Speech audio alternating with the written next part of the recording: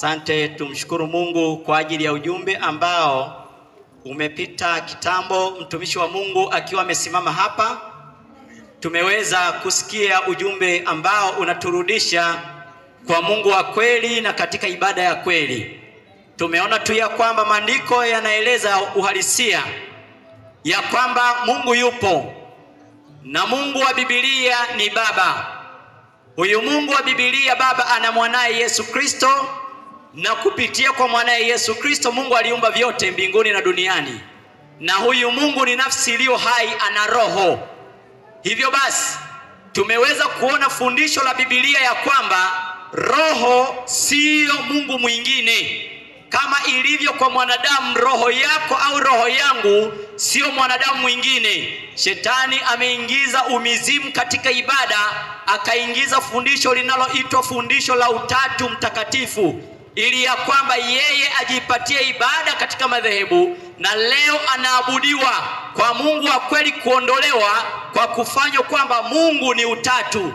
Mungu wa Biblia sio utatu. Tumeona kwamba Mungu wa Biblia ana nafsi moja ambaye ni Baba. Hivyo huo ni wito wa kuwaita watu wa Mungu kurudi kwenye ibada ya kweli kwa kumwabudu Mungu wa kweli. Nasi ndiye huyu ambaye tunamtangaza, ili ya kwamba yeyote ambaye tamanio lake ni kuokolewa ageuke amrudie Mungu wa Biblia, Mungu ambaye aliabudiwa na manabii, Mungu ambaye aliabudiwa na mitume, Mungu ambaye aliabudiwa na Wakristo waaminifu baada ya mitume. Lakini tunaona tu ya kwamba shetani ameingiza umizimu katika dini. Huo ni wito. Tunaamini ya kwamba mtu wa Mungu umesikia, na tunapoendelea sasa na ujumbe mwingine wa wakati, tuwalikeni sasa kwa ajili ya mwendelezo kama ambavyo tumekwisha kualika. Watu wa Mungu, tunahitaji sasa kuendelea na neno tunapoenda kuhitimisha katika wakati huu.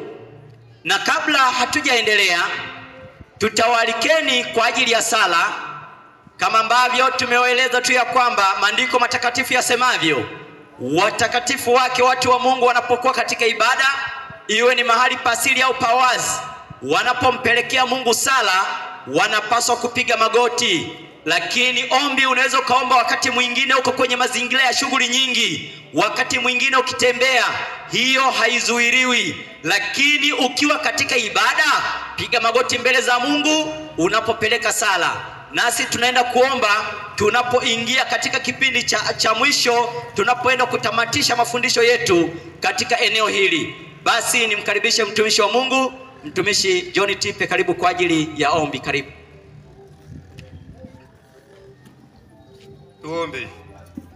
Mungu wetu mtakatifu, tunashukuru kwa sababu umetufundisha katika kipindi cha kwanza ya kwamba tukujue wewe Mungu wa pekee wa kweli na Yesu Kristo mwanao uliyemtuma, ili kwamba ibada inapaswa kupelekewa kwako kupitia mwanao.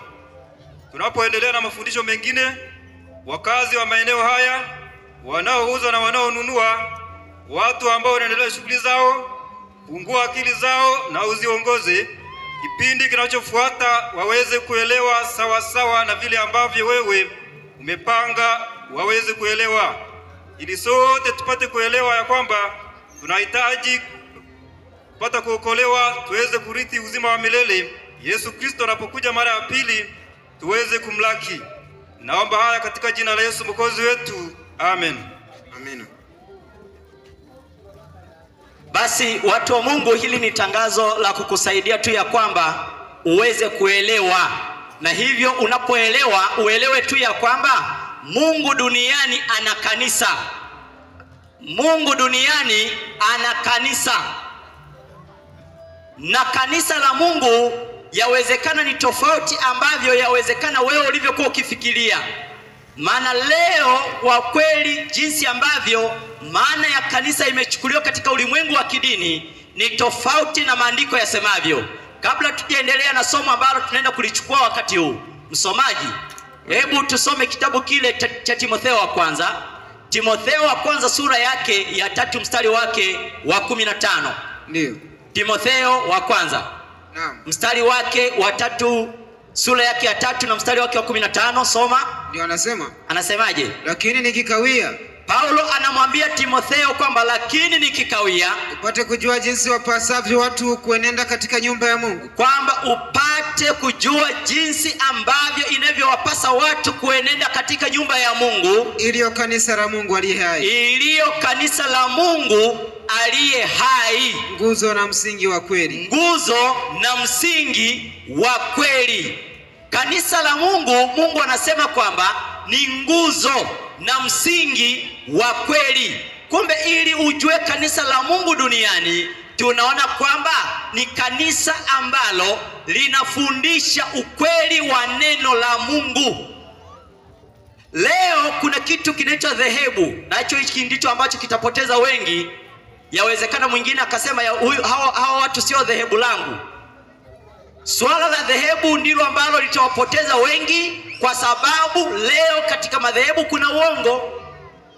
Watu wanashindwa kukaa katika neno, wanaangalia dhehebu. Hata kama anadanganywa, anasema kwamba mimi nitafia humu, anasema nitasali ili nipate watu wa kunizika. Hapana, sali ukijua ya kwamba unatafuta uzima wa milele. Bwana Yesu asifiwe. Amina. Timotheo tumesoma no. Lakini Yuda 1:3. Ndio. Yuda 1:3. Anasemaje? Wapenzi, nilipokuwa nikifanya bidii sana kuandikia habari ya wokovu, ndio, ambao ni wetu sisi sote, ndio, naliona imenilazimu kuandikia, ndio, ili niwaonye kwamba muishindanie imani waliokabidhiwa watakatifu mara moja tu. Kwa kweli tunapaswa kuishindania imani ambayo walikabidhiwa watakatifu mara moja tu. Na tumeona kwamba imani ya kanisa la Mungu, kwanza tunapaswa kutambua ni Mungu yupi tunayemwabudu. Tumeona Mungu wa Biblia ni Baba, na huyu Mungu wa Biblia ana mwana ambaye ni Yesu Kristo. Na Mungu wa Biblia ni nafsi iliyo hai. Huyu Mungu wa Biblia ni nafsi iliyo hai, maana yake kwamba ana roho. Maana roho ndio inayotia uzima, na Mungu hutushirikisha au hutupatia roho yake ili tuweze kubadilishwa tabia tufanane na yeye, tuandaliwe kwa ajili ya uzima wa milele. Hivyo tumeweza kuyaona hayo mambo, ndilo agizo ambalo Mungu anawapatia kanisa lake. Na hivyo Mungu katika kanisa lake ametoa neno la unabii. Na hivyo katika wakati huu tutaweza kuangalia katika neno la unabii Mungu anatueleza nini katika kitabu kile cha Petro wa pili mstari wake wa kwanza. Petro wa pili sura yake ya kwanza mstari wake wa 19 hadi 21. Mungu kwa kanisa lake ametoa ujumbe wa unabii au neno la unabii, ili ya kwamba watu wake wasitembee gizani. Petro wa pili 1 mstari wa 19 hadi 21. Soma msomaji. Neno la Bwana inasemaje? Nasi tuna lile neno la unabii, kwamba kanisa la Mungu limepewa neno la unabii lililo imara zaidi, ambalo mkiliangalia kama taa ing'aayo, ambalo tukiliangalia kama taa inayong'aa mahali penye giza, tunafanya vyema mpaka kutakapopambazuka na nyota ya asubuhi kuzuka mioyoni mwetu. Wapendwa, tumepewa neno la unabii ambalo tunaelezwa kwamba hiyo ni taa. Taa inakusaidia kuona unakotoka, unakoenda, na pembeni yako usitembee gizani. Neno la unabii. Unabii unatuonesha tumetoka wapi, tulipo na tunakoenda. Ndiyo kazi ambayo Mungu ametoa kwa kanisa lake, na hivyo ili watu wake wasiumie, ametoa neno la unabii kwamba ling'ae mpaka nyota ya asubuhi itakapopambazuka. Nyota ya asubuhi ni nani ambaye tunaelezwa hapo? Ndio. Kitabu kile cha Ufunuo 22 mstari wa 16. Ndio. Soma msomaji. Anasemaje? Mimi Yesu anasema kwamba mimi Yesu nimemtuma malaika wangu kuwashuhudia ninyi mambo hayo katika makanisa. Mimi ndimi niliye shina na mzao wa Daudi. Yesu anasema kwamba yeye ndiye shina na mzao wa Daudi, ile nyota yenye kung'aa ya asubuhi. Neno la unabii linatusaidia kutuunganisha katika marejeo ya Kristo mara ya pili. Bwana Yesu asifiwe. Amina. Neno la unabii linatusaidia kama ambavyo iliwasaidia katika kuja kwa Kristo mara ya kwanza. Waliochunguza unabii hawakudanganywa. Waliochunguza unabii walifahamu kwamba Masihi amezaliwa. Lakini cha ajabu, hata kwa Wayahudi walipotupilia unabii mbali, wakaingiza mapokeo, mila na desturi, Masihi alizaliwa, hawakutambua. Hata leo katika ulimwengu wa kidini, swala la unabii, utasali, wao wanasema wana manabii wao. Na manabii hawa hawapimwi kwa neno. Wanaitwa tu manabii kwa sababu wanasema wanauza mafuta, kwa sababu wana maji, kwa sababu wanaombea, kwamba wanatoa mapepo, lakini shetani ni muigizaji. Shetani ni muigizaji. Manabii wa sasa wanapaswa kupimwa kwa mujibu wa manabii wa zamani. Bwana Yesu asifiwe. Amina. Kwamba huyo nabii akipingana na neno la Mungu, huyo sio nabii wa Mungu. Kitabu kile cha Isaya 8 mstari wa 20. Ndio. Isaya 8 mstari wake wa 20. Naam, neno la Bwana linasema. Soma msomaji tukimbie. Anasema, ndio. Isaya 8 mstari wake wa 20. Ndio. Neno la Bwana linasema kwamba, linasemaje? Na mimi nitasoma kwa pumzi ya Mungu. Ndio. Anasema, ndio, na waende kwa sheria na shuhuda. Kwamba hao manabii na waenende kwa sheria na ushuhuda. Ikiwa wasemi sawasawa na neno hili. Kama hao manabii hawasemi sawasawa na neno la Mungu, bila shaka kwa hao hapana asubuhi, hapana nuru. Kwa hiyo nabii lazima apimwe kwa sheria na ushuhuda, kwamba lazima, je, anatii sheria za Mungu? Leo manabii wanahubiri kwamba sheria ziliishia msalabani, tena wakipita wakikanyaga amri za Mungu, na walicholenga, maana shetani mgogoro wake ni ibada. Maana ibada ya kweli inamwelekea Mungu wa kweli ambaye tumejifunza, na ibada ya kweli ni sabato ya siku ya 7 ya juma, ambayo Mungu aliitenga tangu awali kabla ya dhambi. Na hivyo ibada ya kweli inatuunganisha na Mungu wa kweli.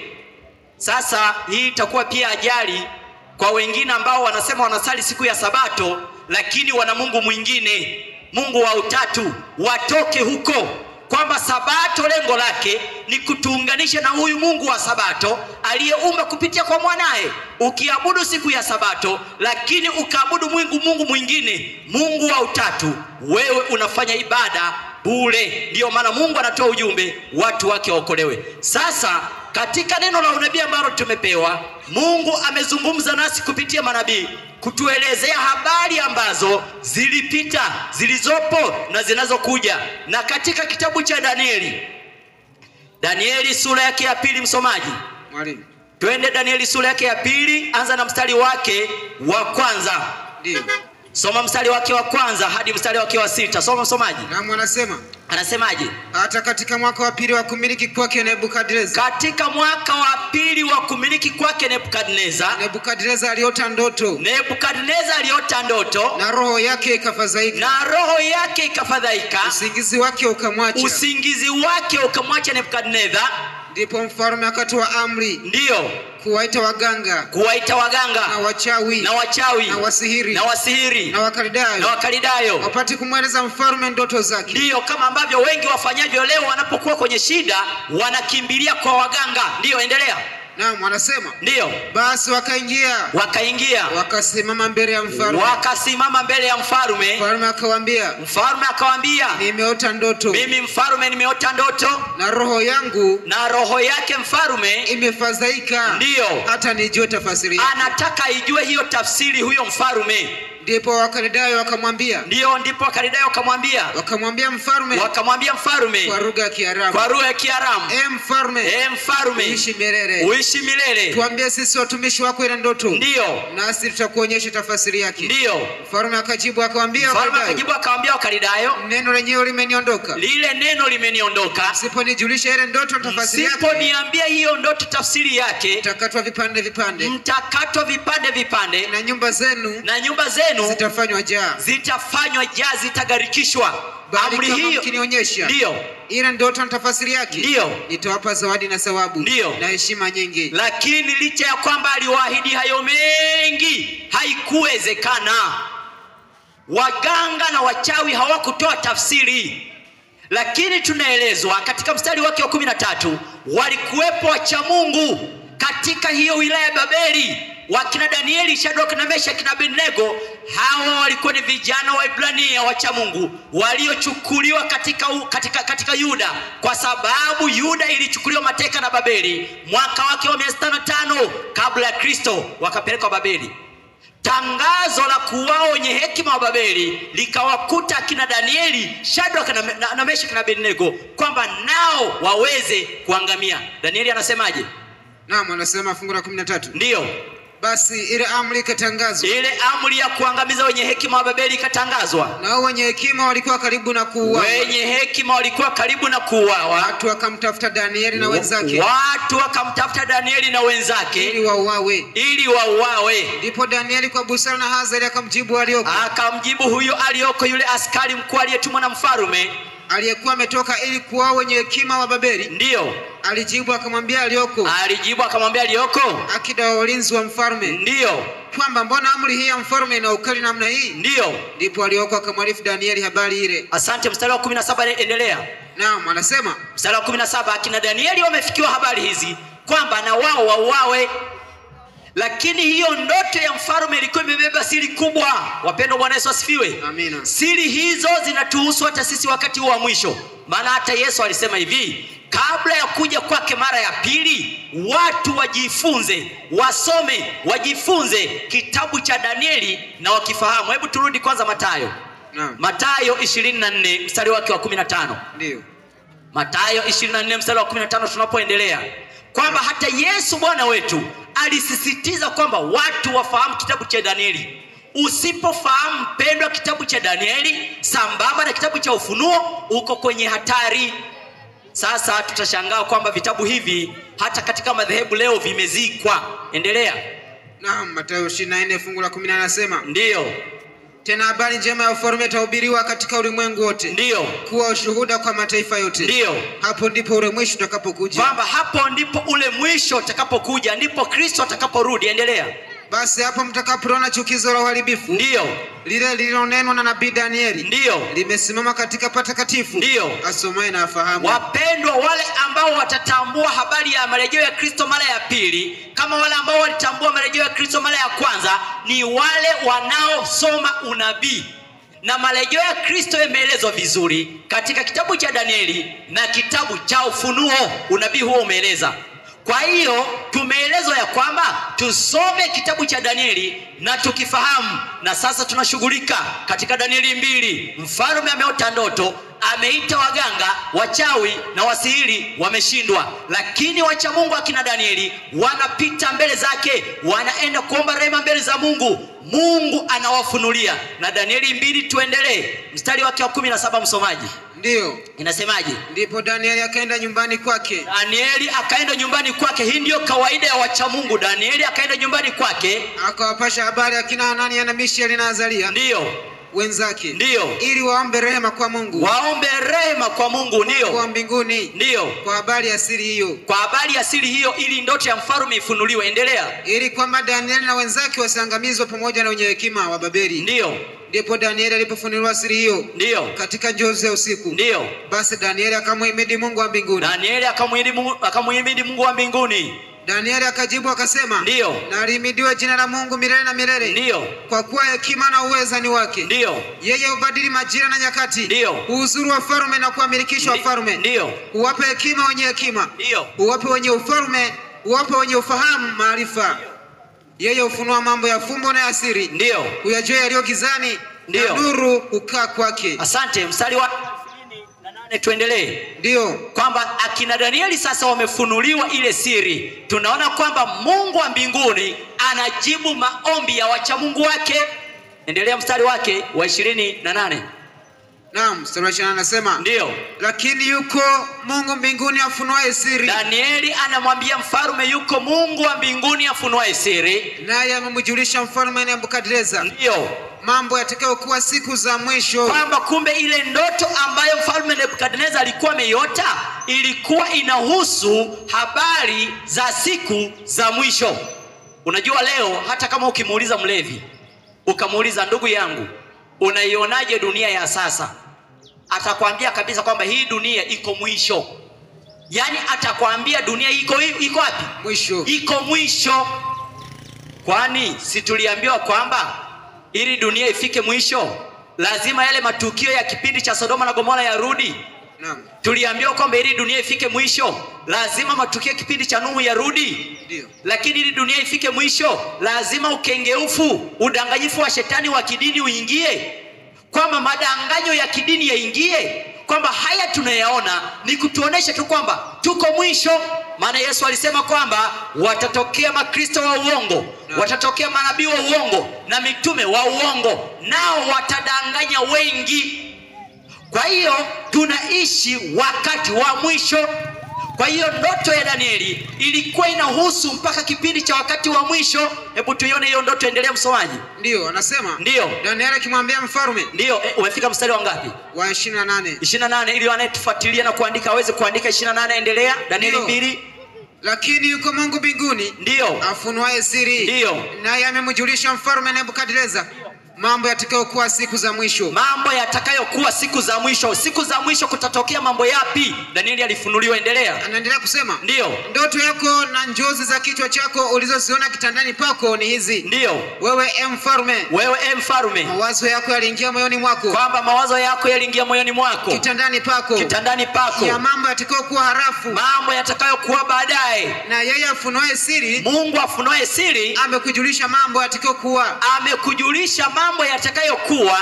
Lakini mimi, ndio, sikufunuliwa siri hii. Ndio. Kwa sababu ya hekima ya yote. Tembea msomaji. Nilionea zaidi ya watu wengine walio hai. Ndio. Bali kusudi mfalme, ndio, afunuliwe ile tafsiri. Afunuliwe ile tafsiri. Na wewe upate kujua mawazo ya moyo wako. Ili wewe mfalme upate kujua mawazo ya moyo wako. 31. Ndio. Wewe mfalme, uliona. Natazama sanamu kubwa sana. Natazama sanamu kubwa sana mfalme uliona. Na mwangaza wake mwingi sana. Hii sanamu ilikuwa na mwangaza mwingi sana. Ilisimama mbele yako. Ilisimama mbele yako. Ndoto ambayo wachawi, waganga na wasiri wa Babeli iliwashinda. Danieli kwa sababu ya kuomba rehema kwa Mungu wanafunuliwa. Na hii ndoto ilikuwa inahusu habari za siku za mwisho. Na Yesu amesema kwenye Mathayo 24 mstari wa 15, watu wasome kitabu cha Danieli na wakifahamu. Sasa unaweza ukajiuliza kwa nini leo kanisani kwako hufundishwi? Hufundishwi kwa sababu shetani ameingia katika dini. Anajua kwamba ukifundishwa utafumbuka macho, utaokolewa. Kwa hiyo shetani kupitia vazi la kidini anadanganya watu. Ujumbe ambao Mungu amekusudia watu wake wafundishwe ili waokolewe haufundishwi. Watu wanaambiwa tu kwamba leteni pesa. Unajua kutoa sadaka na zaka sio vibaya, ila mambo haya yamebadilishwa leo. Imekuwa kama kodi, imekuwa kama hongo.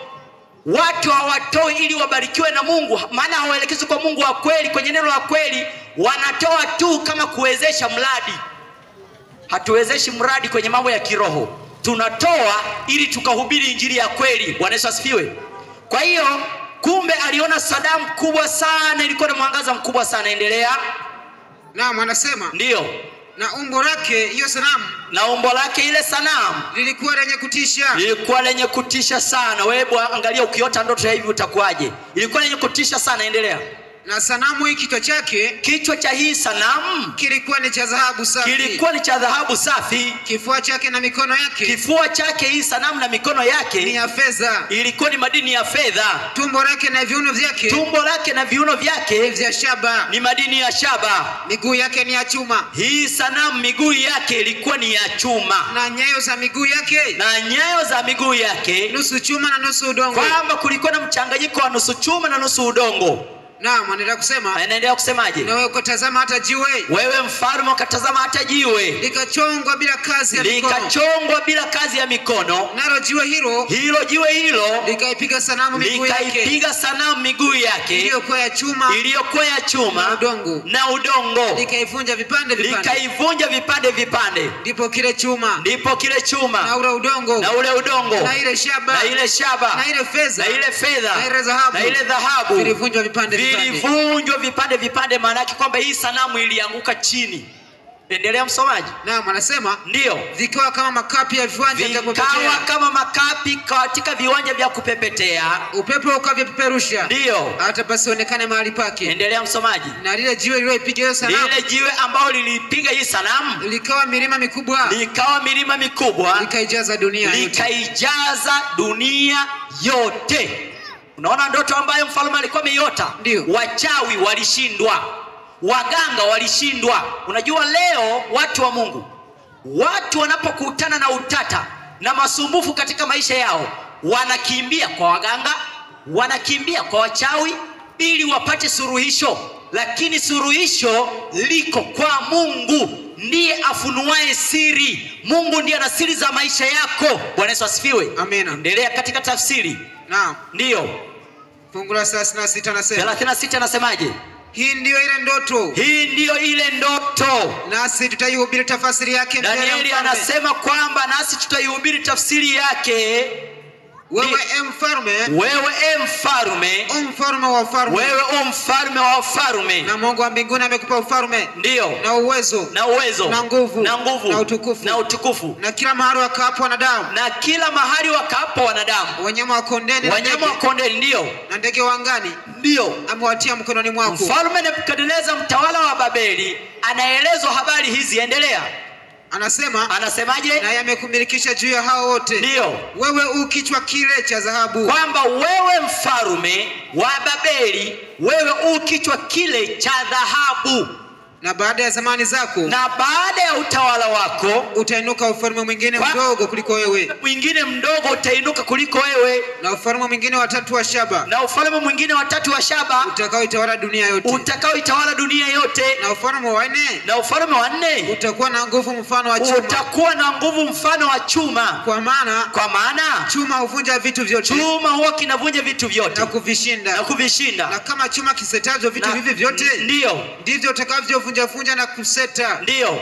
Na kama vile ulivyoziona hizo nyayo za miguu. Na kama vile ulivyoziona zile nyayo za miguu. Na vidole vyake. Kuwa nusu udongo wa mfinyanzi. Na nusu chuma. Ufalme ule. Utakuwa ufalme uliogawanyika. Lakini ndani yake. Zitakuwa kwa nguvu za chuma. Ndio. Kama vile ulivyoona kile chuma kimechanganyikana na udongo wa matope. Na kama vidole vya zile nyayo. Ndio. Vilikuwa nusu chuma na nusu udongo. Ndio. Kadhalika ufalme ule. Ndio. Utakuwa nusu yake una nguvu. Na nusu yake umevunjika. Hebu tusimame kwanza hapo. Ndio. Ndugu msikilizaji, na wewe unayetazama, hapa ndipo ambapo watu wameingia kwenye mtego mpaka wakafikia habari ya kuwa na dhihaka. Wanadhihakije? Wewe unasema kwamba utakuja, na wewe unataka kuwa kama Yesu aliyesema kwamba atakuja lakini hajaja. Unasema hayo, kumbe hukujua unabii. Maana katika kitabu cha Petro wa kwanza 3 mstari wa 3, hebu soma. Ndio. Petro wa kwanza 3. Ndio anasemaje? Neno la Bwana linasema. Kimbia msomaji. Petro wa kwanza 3 mstari wa 7. Ndio, hebu nenda Petro wa pili 3:3. Anasema. Petro wa pili 3:3. Naam, neno la Bwana linasema. Inasemaje? Petro wa pili 3:5 anasema. Ndio. Mkijua kwanza neno hili ya kwamba katika siku za mwisho watakuja na dhihaka zao. Watu watakuja wakiwa na dhihaka zao. Watu wenye kudhihaki. Wafuatao tamaa zao wenyewe. Wanafuata tamaa zao wenyewe. Na kusema iko wapi ahadi ile ya kuja kwake? Iko wapi ahadi ile ya kuja kwake Yesu? Kwa maana watu watasema, kwa maana tangu hapo baba zetu walipolala, tangu babu zetu tulipowazika, vitu vyote vinakaa hali hiyo hiyo. Tangu mwanzo wa kuumbwa. Hebu endelea. Anasema ndio. Maana hufumba macho yao. Kwamba hufumba macho yao. Wasione neno hili. Ya kuwa zilikuwako mbingu tangu zamani. Ndio, anasema ndio. Maana hufumba macho yao. Ndio. Wasione neno hili ya kuwa ndio zilikuwako mbingu tangu zamani. Ndio. Na nchi pia ndio imefanyizwa kutoka katika maji. Ndio.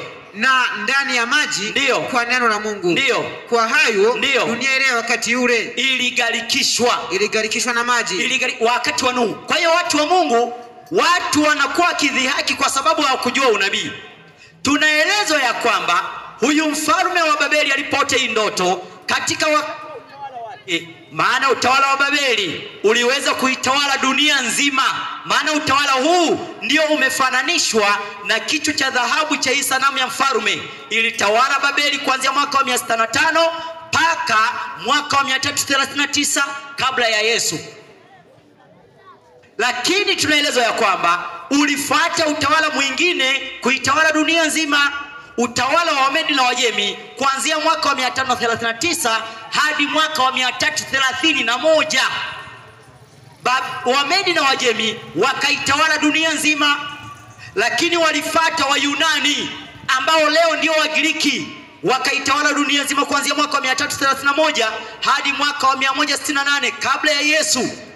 Lakini ukafuata utawala wa nne, utawala wa chuma, dola ya Kirumi kuanzia mwaka wa 168 hadi mwaka wake wa 476 baada ya Yesu. Hapa miaka ilikuwa inahesabika kwa kushuka. Baada ya gharika ilichukuliwa miaka 2000 mingine ikaanza kuhesabiwa kwa kushuka mpaka Yesu amekuja kuzaliwa. Miaka inahesabiwa sasa kwa kupanda, na leo tuko mwaka 2025. Lakini Mungu anamuonyesha mfalme Nebukadneza kwamba ili Yesu aje, kuanzia kipindi cha utawala wa Babeli zingepita falme 4 tu. Bwana Yesu asifiwe. Amina. Kwamba Yesu atakuja wakati wa ufalme wa 4 wa dola ya Kirumi. Wapendwa, sisi leo tunaona kwamba dola ya Kirumi ilitawala dunia kuanzia mwaka wa 168 kabla ya Kristo mpaka mwaka wa 476 baada ya Kristo. Hii ilikuwa ni Rumi chini ya makaisari. Ndiyo maana ukisoma katika vitabu vya Injili, hata Bwana Yesu alizaliwa kipindi cha utawala wa Kirumi. Utakuta makaisari akina Herode, utakuta pale makaisari wanazungumzwa, akina Tiberio wanazungumzwa. Yesu naye alizaliwa kipindi cha utawala wa 4. Lakini tunaelezwa ya kwamba dola hili ya Kirumi yenyewe tunaona kwamba itatawala mpaka Yesu anaporudi mara ya pili. Dola hii ya Kirumi ilitoka kutawala chini ya makaisari. Dola hii ya Kirumi kufika mwaka wa 476, hii dola ya Kirumi ilisambaratika katika mataifa ya Ulaya. Ndipo tunapata mataifa kama Italia, tunapata kama mataifa kama Ujerumani, Ufaransa, Switzerland, Ureno. Lakini kuna mataifa mengine kama Waheruli, Vandals na Ostrogoth, kwamba dola hii ya Kirumi ilisambaratika, lakini bado nguvu zake zikiendelea kuitawala dunia. Ilitoka kuwa Rumi ya kikaisari ikawa Rumi ambayo inatawala dini na serikali. Ikawa Rumi inayotawala dini na serikali. Rumi ambayo iko chini ya mamlaka ya kipapa.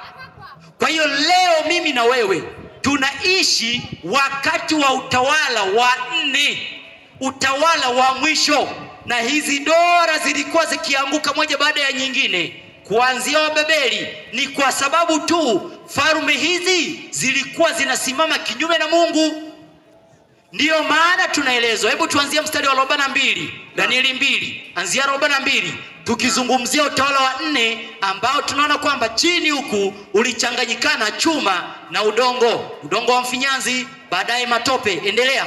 Na mwana Bwana mbele anasema, ndiyo, na kama vidole vya zile nyayo, kwamba hii sanamu ilikuwa na vidole 10.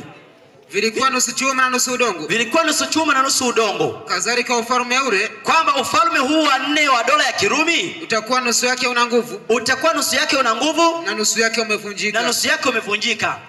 Na kama vile ulivyokiona kile chuma, ndiyo, kimechanganyikana na udongo wa matope. Kimechanganyikana na udongo wa matope. Watajichanganya nafsi zao kwa mbegu za wanadamu. Ndiyo. Lakini ndiyo, hawatashikamana. Sasa angalia hapa, mtu wa Mungu, kwamba chuma tumeelezwa ilikuwa ni dola ya Kirumi. Lakini tunaona kwamba hiki chuma kwanza tunaona kwamba kilichanganyikana na udongo wa mfinyanzi. Unajua, kabla hatujafika kwenye udongo wa matope kuna udongo wa mfinyanzi. Maana chuma tumeona kwamba ni serikali ya Kirumi, Lakini mfinyanzi unawakilisha nini? Isaya 64 mstari wa 8. Ndio. Isaya 64 mstari wa 8, soma msomaji. Naam, Isaya 64 neno la Bwana linasema. Ndio. Isaya 64 mstari wa 8. Ndio. Anasema. Ndio. Neno la Bwana linasema kwamba Isaya 64 mstari wa 8, kimbia msomaji tuelewe mfinyanzi. Maana hiki chuma kwenye nyayo kilichanganyikana chuma na udongo wa mfinyanzi. Soma msomaji. Anaendelea kusema. Ndio. Lakini sasa Bwana. Lakini sasa Bwana. Wewe u baba yetu. Wewe u baba yetu. Sisi tu udongo. Sisi tu udongo. Nawe umfinyanzi wetu. Nawe umfinyanzi wetu. Sisi sote tu kazi ya mikono yako. Ndio Isaya akizungumza habari za watu wa Mungu. Watu wa Mungu wanaomcha Mungu wanafananishwa na udongo wa mfinyanzi. Lakini cha ajabu hapa tunaona chuma kinachanganyikana na udongo wa mfinyanzi. Katika Dora ya Kirumi tunaelezwa baada ya mitume kazi ya Mungu ilipokuwa ikipanuka, tunaona kwamba kazi ilikuwa imepanuka pale Yerusalemu, lakini kazi ilipanuka pale Rumi. Maana akina Petro, akina Paulo walihubiri, lakini kazi ilipanuka kule Alexandria Misri. Lakini tunaona tu ya kwamba pale Rumi tulianza kuona kwamba hapa katika Rumi udongo wa mfinyanzi ulianza kuchanganyikana na chuma. Yaani chuma serikali, udongo wa mfinyanzi watu wa Mungu, kwamba uasi ukatokea pale Rumi, kwamba dini ikachanganyikana, kwamba dini iongoze serikali. Uasi ukatokea kwamba mafundisho ya kweli yakaachwa, mapokeo ya Kirumi yakaingizwa katika dini, ikiwemo siku ya kuabudu, siku ya kwanza ya juma ambayo ni Jumapili. Warumi waliabudu jua siku hiyo, tutathibitisha hiyo. Lakini tunaona kwamba katika kipindi hiki kilikuwa ni kipindi cha mfalme Konstantino, miaka yake ile ya 325. Lakini Konstantino alipoingia katika mamlaka kuanzia mwaka ule wa 313, yeye alianza kukaribisha mapokeo ya Kirumi ya kipagani kuingia ndani ya kanisa. Maana alijifanya kwamba ameongoka, lakini alikuwa hajaongoka. Mafundisho ya uongo yakaanza kuingizwa. Siku ya kwanza ya juma ikaingizwa kama siku ya ibada, na tarehe 7 mwezi wa 3 Konstantino ule mwaka wa 321 akatangaza kwamba ofisi zote za serikali ziwe zinafungwa siku ya Jumapili. Baadaye ikalazimishwa kwamba Jumapili iwe ni siku ya ibada kuanzia mwaka wa 538. Lakini mwaka ule wa 325 wakaingiza fundisho jingine linaitwa Utatu Mtakatifu, kama ambavyo mtumishi amefundisha ya kwamba Mungu ni utatu, Mungu wa pekee na wa kweli wa Biblia aliye Baba akaondolewa. Wakaingiza umizimu, maana umizimu unafundisha kwamba roho na mwenye roho ni wawili tofauti. Likaingizwa fundisho la utatu katika baraza la Nicaea la mwaka wa 325. Ndiyo maana fundisho hili la utatu mwaka wa 2025 linafanyiwa jubilii au wanasherekea ushindi wa miaka 1700. Hili fundisho likapokelewa katika ulimwengu wa kidini na machafuko yakafata. Maana tunaona tu ya kwamba baadaye kutoka hii chuma kuchanganyikana na udongo wa mfinyanzi, baadaye tunaona kwamba udongo wa mfinyanzi unageuka kuwa matope. Unageuka kuwa matope. Nini maana ya matope? Isaya 57 mstari wa 20. Ndio. Tuelewe maana ya matope, maana ya matope. Maana baadaye chuma kilichanganyikana na matope. Tuelewe nini hapo msomaji? Naam. Isaya 57 mstari wa 20. Soma. Anasemaje? Bali wabaya wanafanana na bahari iliyochafuka. Kwamba wabaya wanafanana na bahari iliyochafuka, maana haiwezi kutulia, na maji yake hutoa tope na takataka. Kwa hiyo tunaona kwamba kwa kweli wacha Mungu wanapojichanganya katika mafundisho ya kipagani wanabadilika kutoka kuwa udongo wa mfinyanzi wanakuwa matope. Unakuwa ni Ukristo bandia, Kwa hiyo ndicho ambacho kinaendelea leo, mafundisho ya mapokeo yaliyoingizwa kutoka katika Rumi ya kipagani kuanzia kwa Wababeli yakakubalika katika Ukristo. Lakini tunaona tu ya kwamba kuna Wakristo waaminifu walioendelea kushikilia ukweli, akiwemo askofu mmoja aliitwa Arius. Arius alikuwa ni askofu ambaye alisimamia kule Alexandria kule Misri. Yeye alikuwa ni mwenyeji wa Libya. Mwaka ule wa 326 yeye akasimama na huu ukweli wa kupinga fundisho la utatu, fundisho ambalo linakataa ya kwamba Yesu sio mwana wa Mungu, fundisho ambalo linazalisha ya kwamba Roho Mtakatifu sio roho wa Mungu bali ni Mungu mwingine ambaye leo amepokelewa katika makanisa ikiwa ni janja ya shetani ili abudiwe. Kwa hiyo ndiyo maana ujumbe unakuja uelewe maana ya kanisa la Mungu. Mungu analo kanisa moja, na leo watu wanatafuta kanisa la Mungu kwa jina la dhehebu, utapotea mtu wa Mungu. Watu wa Mungu wanatafuta kanisa la Mungu kwa miujiza, utapotea mtu wa Mungu. Kanisa la Mungu linatafutwa kwa ukweli, maana ukweli ndio unaotakasa. Ukweli ndio unaokubadilisha tabia ufae kuokolewa. Maana ukikaa katika uongo, maana yake utaandaliwa kwa ajili ya kupotea. Chagua ukweli uokolewe. Bwana Yesu asifiwe. Amina. Kwa hiyo tunaona kwamba chuma kikachanganyikana na udongo wa matope. Udongo wa matope. Tunaona kwamba kwa kweli mambo yaliharibika. Maana hapo dini ilianza kutawala serikali. Pale Rumi, askofu wa Kirumi tunaona kwamba aliinuliwa ule mwaka wa 538. Yeye akaanza kutumia dola, akaanza kutumia serikali kulazimisha watu wapokee mafundisho ya kipagani, ikiwemo ibada ya Jumapili, ikiwemo fundisho la utatu mtakatifu. Mateso yakaanza. Na tukisoma Danieli sura ya 7 tunaelezwa habari ya dola ya Kirumi ikifananishwa na mnyama mwenye pembe 10, mwenye meno ya chuma, mnyama wa kutisha. Lakini tunaambiwa kwamba kuna pembe 3 ziling'olewa. Pembe ni wafalme. Wafalme watatu wa Heruli, wa Vandalis na Ostrogos, kwa sababu walipinga fundisho la utatu, waling'olewa, waliangushwa. Na leo hili fundisho yeyote anayelikataa, maana hili fundisho ndilo ambalo leo sasa linaunganisha makanisa katika muungano wa makanisa. Wanasema tunaabudu Mungu mmoja, lakini huyu Mungu ni Mungu wa utatu. Huyu Mungu hajawahi kuabudiwa na manabii, hajawahi kuabudiwa na mitume. Hata wale ambao leo wanasema ni Waadventista wa Sabato waelewe kwamba Waadventista wa Sabato wa awali hawakuwa na fundisho la utatu. Walikuwa na misingi yao tofauti na misingi ya sasa. Misingi ya sasa imeanzishwa mwaka wa 931. Misingi ya awali ya kuanzia mwaka 1844 mpaka 1914 haikuwa na fundisho la utatu, ndiyo ambayo sisi tumeirudia. Ndiyo maana tunahubiri hapa habari za Mungu wa kweli, habari za Sabato ya kweli, lakini Sabato inaturudisha kwa Mungu wa kweli. Ndiyo maana sisi ni Wasabato tofauti na Wasabato ambao nawajua. Maana Wasabato wa sasa wamerudi kwa Mungu wa Roma. Maana fundisho hili la utatu ni fundisho ni Mungu wa Vatikani. Kwa hiyo ukiona kwamba chuma kikachanganyikana na udongo wa matope, hebu endelea msomaji, mstari wake wa 43 nenda mpaka 45. Naam. Ndio. Danieli 2:43 anasema. Danieli 2:43 mpaka 45, soma.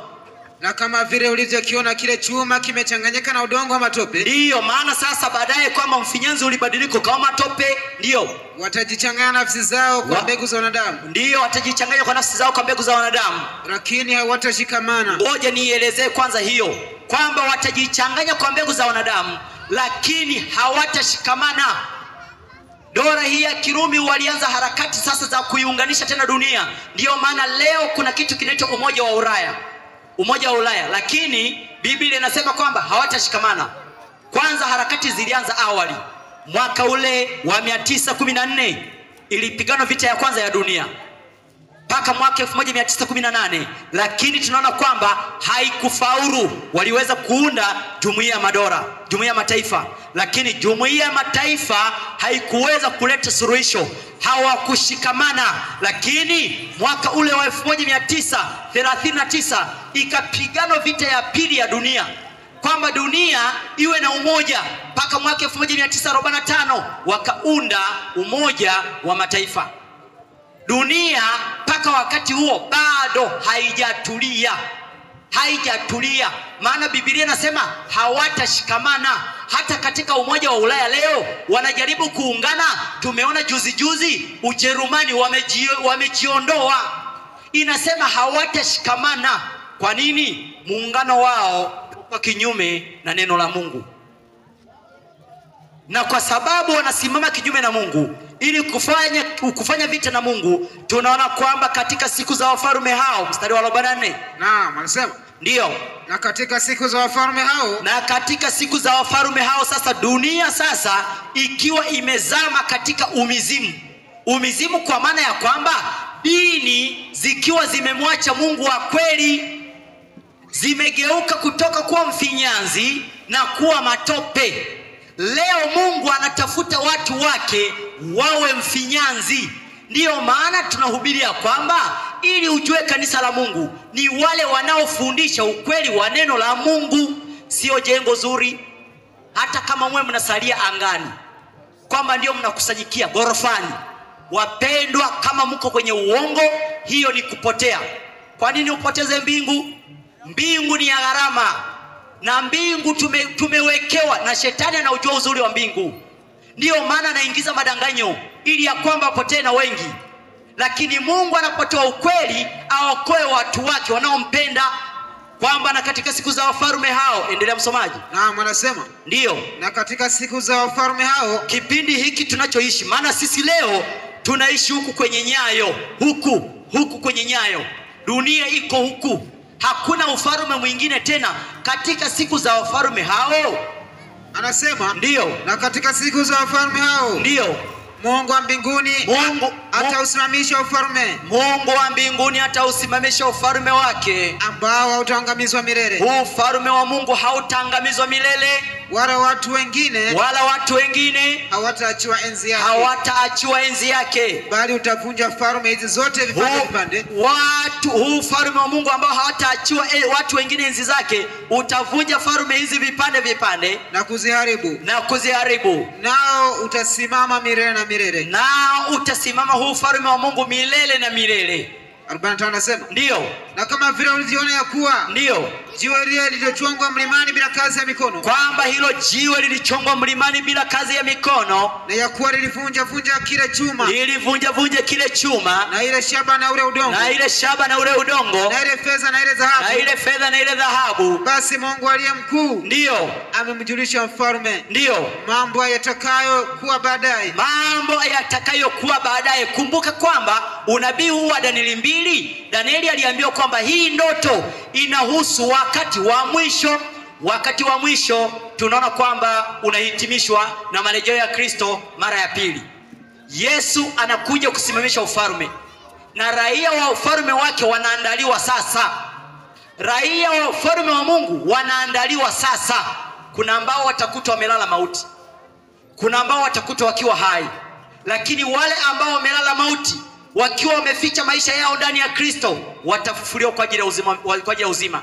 Amen. Ndiyo, maandiko yanasema katika kitabu kile cha Injili ya Yohana 5 mstari wake wa 28 na 29, soma kwamba ufalme wa Mungu utasimamishwa, na hili jiwe watu wa Mungu tutaliona. Jiwe hili ni nani? Labda kwanza hatujasoma Yohana hiyo, tuone kwanza hili jiwe. Kitabu kile cha Efeso 2 mstari wake wa 20, maana hili jiwe litaponda hizi falme. Kwa nini zitapondwa? Kwa sababu daima zimesimama kinyume na Mungu. Hapa tunaona kwamba tayari kutakuwa na ukengeufu wa kidini. Dini zitakuwa zimeacha neno la Mungu. Tunaelezwa ya kwamba kutatokea ukengeufu mkubwa katika ulimwengu wa kidini, kwamba dini zikilazimisha kuomba msaada serikalini ili kuzuia ujumbe, lakini Mungu atakuwa na watu waaminifu, kanisa lake kanisa la Mungu ni wale watakaobakia kuamini ukweli wa neno la Mungu. Hawa ndio ambao wanaandaliwa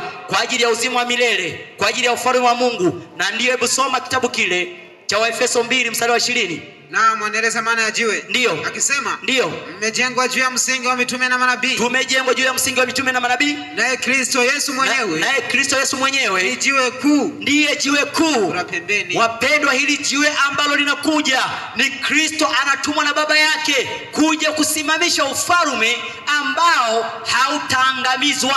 Ni ufalme wa milele. Raia wake wataishi milele. Kama ni tamanio lako kuishi milele, tumesema ya kwamba maandiko yanatuambia kuna wengine watakutwa wako mauti, lakini watalala mauti maisha yao wakiwa wameyaficha ndani ya Kristo.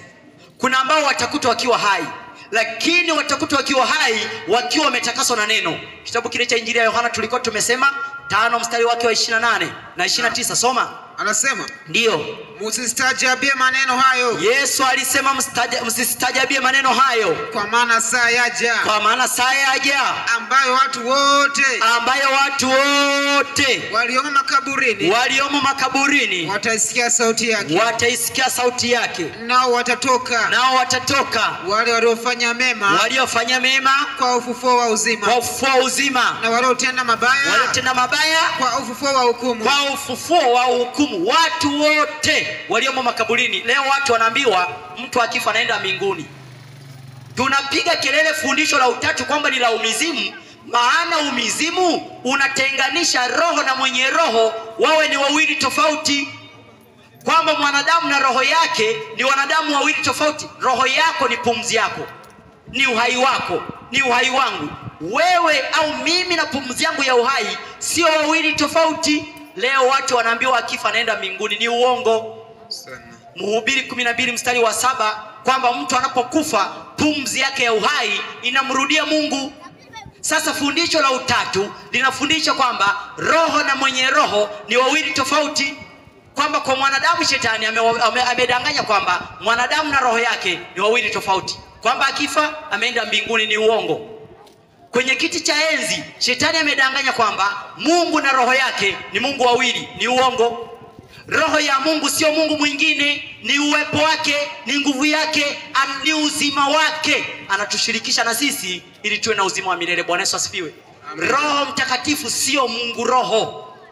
Mungu Roho tumeona kwamba ni shetani amejivika leo, akiabudiwa makanisani, akifanyiwa sala na maombi. Ndiyo maana kunakuwa na machafuko, watu wakiangushwa na mapepo, maana roho wa Mungu hayupo. Roho wa Mungu ni uwepo na nguvu za Mungu. Bwana Yesu asifiwe. Amina. Ndizo tunazihitaji leo sasa. Kwa hiyo Mungu atasimamisha ufalme wake ambao hautaangamizwa. Raia wake wanatayarishwa sasa. Bwana Yesu asifiwe. Amina. Wengine watakutwa wakiwa hai. Kitabu cha Waefeso 1 mstari wa 4. Ndio. Waefeso 1 sura ya 4, Waefeso 1 sura ya 4, Wathesalonike wa kwanza 4 mstari wake wa 16. Naam. Kitabu kile cha Wathesalonike wa kwanza sura ya 4 mstari wake wa 16. Baadaye naenda kukaribisha sasa swali tunapoenda kuhitimisha. Soma msomaji. Naam, anasemaje? Kwa sababu Bwana mwenyewe atashuka kutoka mbinguni. Huyu ni Yesu, ndio. Pamoja na mwaliko na sauti ya malaika mkuu na parapanda ya Mungu na waliokufa katika Kristo wanafufuliwa kwanza. 17. Ndio, endelea. Kisha sisi tulio hai, wengine watakutwa wacha Mungu wakiwa hai, tuliosalia tutanyakuliwa pamoja nao hao watakatifu ambao wamefufuliwa, ndio, katika mawingu ili tumlaki Bwana hewani, na hivyo tutakuwa pamoja na Bwana milele. Ndio. Wapendwa, huo ndio ujumbe wa kweli. Kuna ufufuo wa kwanza, ufufuo wa cha Mungu, hao wataishi milele. Kuna ufufuo wa pili, na huo utatokea baada ya miaka 1000. Kitabu cha Ufunuo sura ya 20 inaeleza. Huo utakuwa ni ufufuo wa waovu. Wao watafufuliwa tu kwa ajili ya kuchomwa milele, maana watachomwa na kuwa majivu, watakuwa wamepotea milele na watakuwa wameipoteza mbingu milele. Kwa hiyo uzima wa milele unaandaliwa sasa. kama ni tamanio lako mtu wa Mungu kuwa raia katika ufalme wa Mungu, chagua hivi leo. Bwana Yesu asifiwe. Amina. Ikiwa ni chaguo lako na ikiwa ni tamanio lako kumchagua na kumkubali huyu Mungu wa pekee na wa kweli wa Biblia na mwanae Yesu Kristo, ili tuweze kushirikishwa roho wa Mungu, uzima wa Mungu, kama ni tamanio lako, unaweza kupunga mkono. Bwana Yesu asifiwe. Amen. Punga mkono mtu wa Mungu. Mungu akubariki sana. Naenda kuomba kwa ajili ya ndugu ambao wanapokea ujumbe huu, lakini naenda kukaribisha swali au maswali kabla hatujahitimisha, maana lazima watu wasiwe na mashaka kwa habari ya imani. Yawezekana wewe ni muhanga ambaye umefundishwa habari ya Mungu anayebadilika kwamba anakuwa Baba, anakuwa Mwana, anakuwa Roho huyo huyo. Wakati mwingine huyo Mungu wanamsambaratisha, wanampanga Mungu Baba, Mungu Mwana, Mungu Roho. Huyo Mungu kwenye Biblia hayumo. Kwa hiyo Mungu wa kweli amesimamishwa. Kama ni tamanio lako, tunaenda kuomba mtu wa Mungu. Basi niwaalike walio karibu ambao wanaweza kunyenyekea mbele za Mungu wao kwa ajili ya heshima. Unajua, hebu tusome kwanza. Naam. Luka 22. Ndio.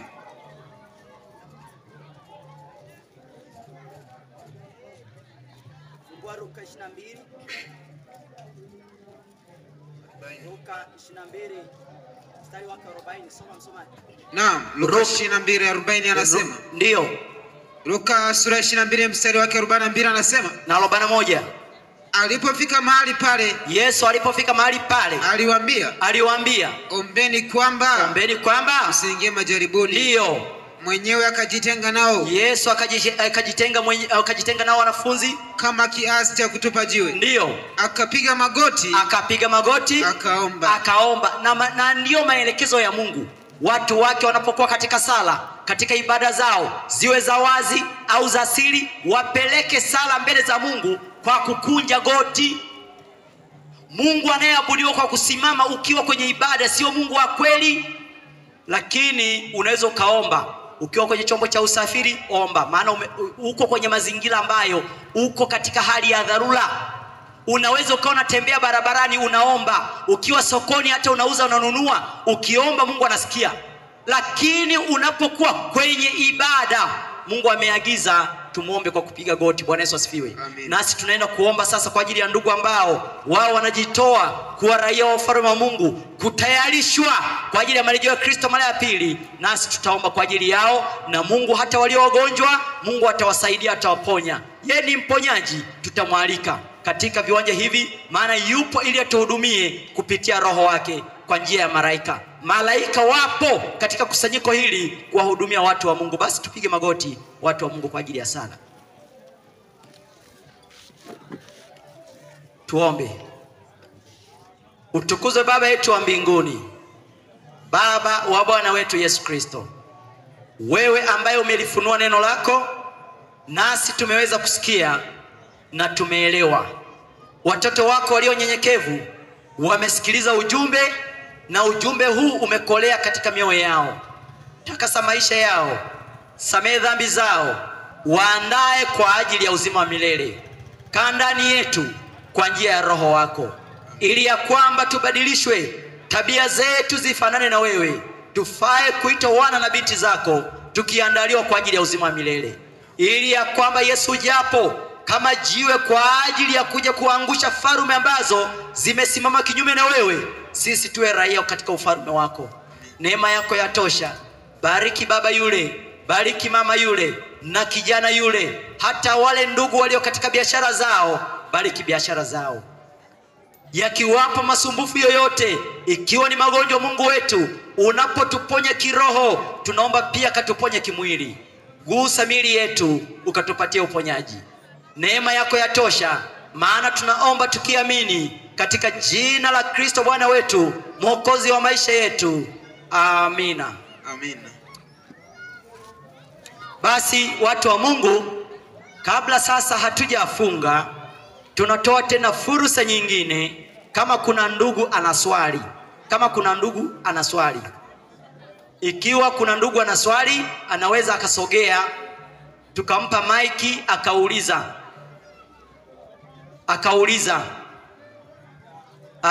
Labda mimi kwa upendeleo nimpatie tu ndugu yetu yuko hapa karibu, amekuwa msikivu. Mtu wa Mungu, nitakushirikisha tu hapa, tutakuwa katika kuzungumza. Yawezekana wewe ni mcha Mungu, wewe ni mcha Mungu, ni mwabudu ambaye unampenda Mungu, na yaweza umekuwa katika hali ya kuabudu na katika hali ya imani kwa muda mrefu, lakini yawezekana kuna jambo umejifunza hapa, lakini nami katika kujifunza ninaweza kukuuliza kwamba hata wewe hapo awali kuna jambo ambalo labda ulikuwa unalielewa hivi lakini umeelewa hivi, na kama labda kuna kitu ambacho utahitaji kuuliza zaidi na kuelewa, tutaweza ndugu yetu kukushirikisha.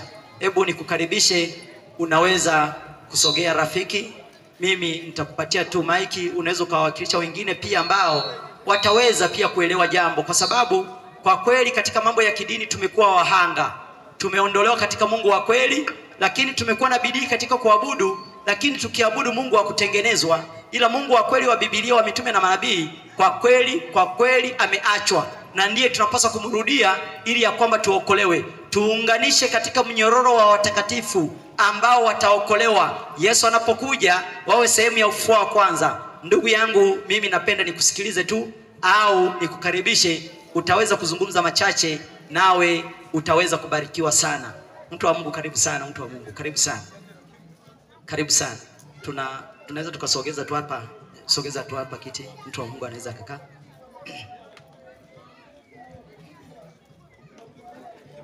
Karibu. Asante sana. Labda sogea tu. Sogea kwa huku, mtu wa Mungu. Karibu sana. Amina. Kwa muda mchache ambao nilikuwa nimekaa hapo, ndio shida yangu ilikuwa ni kujifunza zaidi. Amina. Kwa hiyo kwa machache ambayo nimejifunza, ndio sijakoma. Amina. Naendelea kujifunza. Ubarikiwe na Bwana. Amina. Labda kabla hujanirejeshea maiki, kwa kweli shetani ni kiumbe ambaye tunapambana naye. Hata leo makanisani wanasema wanamkemea shetani, si ndio? Wanamkemea shetani, wanakemea pepo, wanakemea. Lakini ili tumshinde yeye adui, tunaambiwa kwamba tunapaswa kumtii Mungu. Hebu kitabu kile cha Yakobo 4 mstari wa 4, tunaambiwa kwamba tunapaswa kumtii Mungu, tumpinge nani?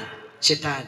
Sasa Biblia kwa kweli tumejifunza hapa, tukaona kwamba Biblia inatufundisha kwamba kuna Mungu, na huyu Mungu wa Biblia ni Mungu mmoja ambaye ni Baba, na huyu Mungu ana mwanae Yesu Kristo, na huyu Mungu ni nafsi iliyo hai, maana yake kwamba ana roho, maana roho ndiyo inayotia uzima, ni uzima kwa mujibu wa Injili ya Yohana 6 mstari wa 63.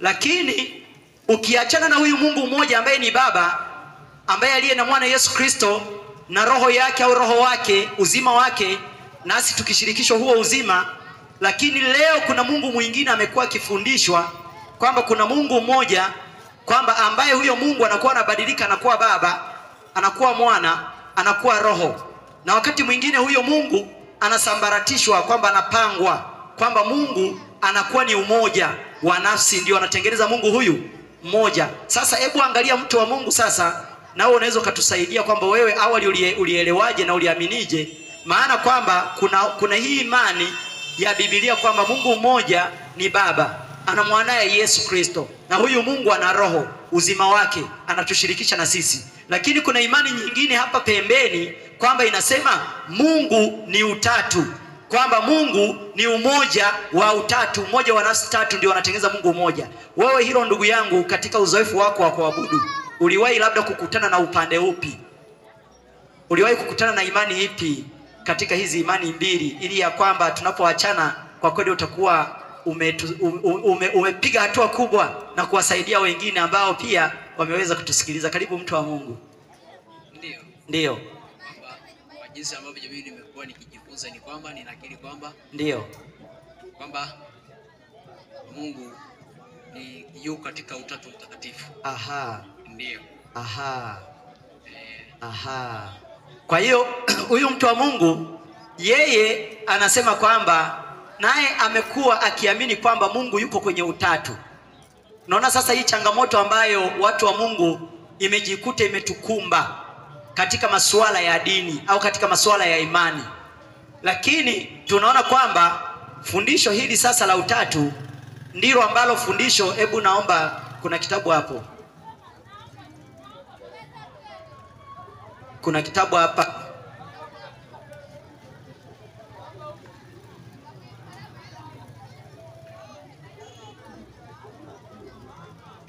basi tuna vitabu hapa. Kwanza kuna kitabu hiki ni kitabu cha Kikatoliki cha mkakati wa Kanisa Katoliki kuyarudisha madhehebu yote katika muungano au katika umoja, wakiweza kuweka msisitizo juu ya habari ya hili fundisho, kwamba fundisho hili liliweza kuasisiwa pale Naithea na Mfalme Konstantino mwaka wa 325, kwamba likaingizwa kwenye Ukristo, lakini wapo Wakristo ambao walilikataa. Na Mungu ameendelea kuwa na Wakristo waaminifu katika vizazi vyote. Na katika kizazi hiki tunaona kwamba dini zinarudi sasa kwamba waungane, lakini wanaungana wakiwa katika fundisho hili kama fundisho mama. Maana hiki kitabu kinasema miaka 400 ya kuzaliwa kwa Kongresia ya uenezaji wa imani kwa watu wote. Kwa hiyo kuna sura yake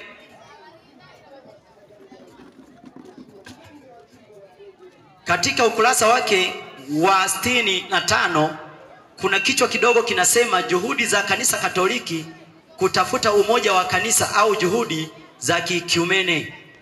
Hapa ikumene maana yake ni muungano wa makanisa.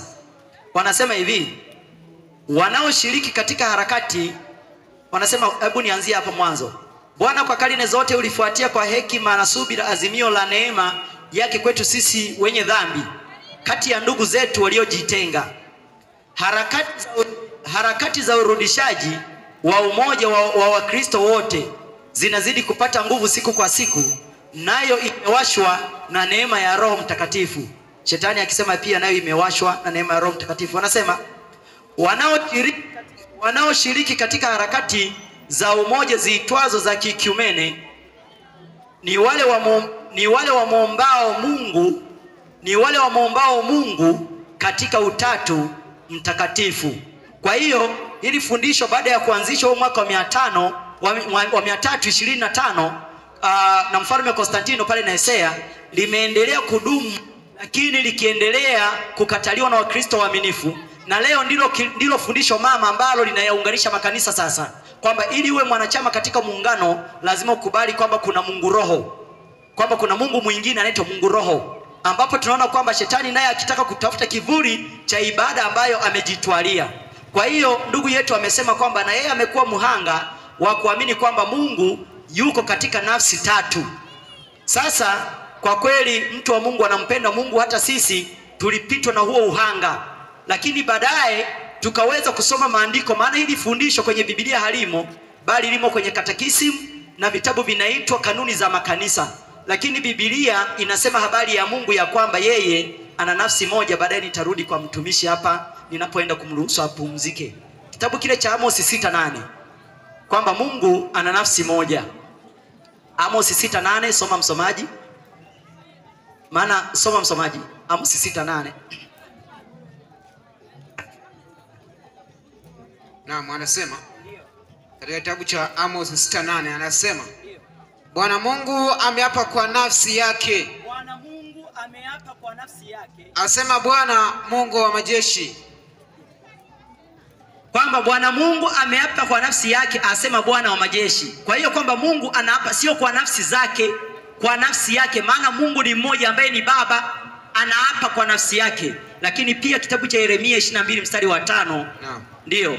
Yapo mafungu mengi, kitabu kile cha Isaya 45 mstari wa 15 ya kwamba Mungu ana nafsi moja.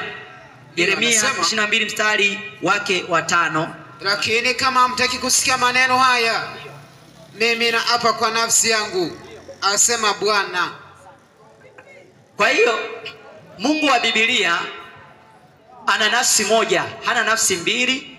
Lakini kwa kweli shetani naye ametumia vazi la udini, ameingia katika ibada aabudiwe, na ametuondolea Mungu wa kweli, ametupatia Mungu ambaye hajawahi kuumba wala kumkomboa mwanadamu. Kwamba Mungu wa kweli tumeona kwamba ana nafsi moja ambaye ni Baba, ana mwanae Yesu Kristo aliye na asili sawa na yeye. Lakini huyu Mungu ana roho, roho yake ni uzima wake, anakuwa sio Mungu mwingine, bali ni nguvu yake, ni uzima wake, tunashirikishwa nasi. Basi mtu wa Mungu, Mungu akubariki. Mtu wa Mungu amesema kwamba yeye aliamini huyu Mungu, lakini Mungu ambaye tunapaswa kumwamini ni Mungu mmoja aliye Baba, Mungu wa Biblia na mwanaye Yesu Kristo, ili tupokee uzima wa milele au roho yake, maana roho ya Mungu ni uzima wa Mungu. Mungu akubariki sana mtu wa Mungu. Asante sana. Basi watu wa Mungu, kwa kweli Mungu atusaidie na Mungu awasaidie wale ambao umejaliwa kusikia huu ujumbe, ya kwamba tunaishi sasa karibu na marejeo ya Kristo mara ya pili, na Yesu anapokuja au anaporudi mara ya pili, tunapomwona angani, wale watakao mstahimili tu ujio wake ni wale waliobadilishwa wamefanana na yeye. Maana watang'aa, watasema kwamba huyu ndiye mwokozi wetu tuliyemngoja, nao watakuwa wametayarishwa mapema kabla. Kwa hiyo kupokea kwako neno la ukweli na kukataa uongo, unakuwa unaandaliwa kwa ajili ya uzima wa milele.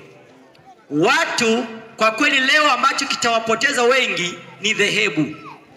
Mtu anasema kwamba yeye anakaa humo hata kama anafundishwa uongo. Maana kuna tofauti ya dhehebu na kanisa la Mungu. Dhehebu ni jina ambalo ni jumuiya inatambulika katika jamii, lakini kanisa la Mungu ni kusanyiko la watu ambao wamekubali kuchagua kumwabudu Mungu wa kweli. Na hivyo tumehubiri ujumbe wa kweli, nasi tukisimama hapa kama watu wa Mungu ambao wamekubali kurudi katika mapito ya zamani, tukisimama tukiunganishwa katika kanisa la Mungu ulimwenguni kutangaza ujumbe wa onyo la mwisho. Hivyo katika maeneo haya ya Nyakanazi kwa sasa tunapatikana kusanyiko letu, tunatazamana na shule ya msingi Nyakanazi, shule ya msingi A. Kanisa tumejenga au eneo la ibada tumejenga nyuma ya maabara moja inaitwa maabara ya Bonge, ndipo tunapatikana hapo. Lakini ikiwa watu ambao wamesikia ujumbe katika senta hii ya Tabazi na wanahitaji huduma, ibada, wanahitaji pia kujifunza, tuko tayari kufungua vitabu. Tunaamini juu ya habari ya Biblia, tunaamini juu ya habari ya maandishi ya mjumbe wa Mungu Ellen G. White. Huyo ni nabii wa Mungu, tunaamini ujumbe wake ni ujumbe wa Mungu. Hivyo kama ambavyo tunaamini manabii kama akina Isaya, kama akina Danieli na manabii wengine, tunamwamini mjumbe wa Mungu amepewa ujumbe wa kutusaidia, ni nabii wa Mungu. Vitabu vyake tunaviamini, tunavitumia. Lakini kuna wengine wanamwamini kwa midomo, vitabu vyake wanaviuza, lakini wamekataa kilichomo ndani yake. Sisi tumekubali kilichomo ndani yake.